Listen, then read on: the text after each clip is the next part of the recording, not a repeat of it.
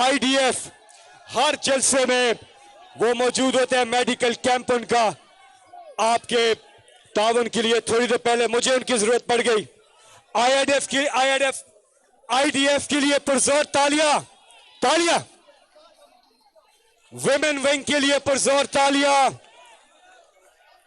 और हमारे तमाम MPAs, MNAs, मेंबर पार्लियामेंट, ओहदेदारान, कारकुनान, इंतजामिया,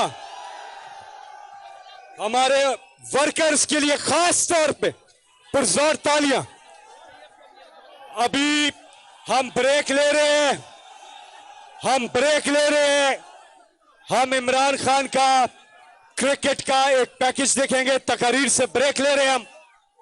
आप ये क्रिकेट का वीडियो, अहमद डोगर साहब अभी आपसे बात करेंगे। उससे पहले हम ये क्रिकेट का एक पैकेज देखते हैं, a tribute to a legend.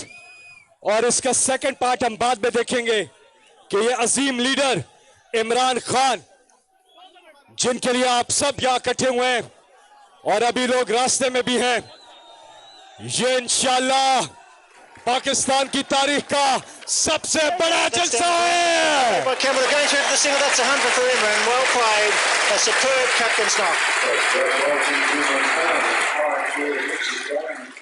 मुस्कुराता रहता हूँ, दुनिया से कहता हूँ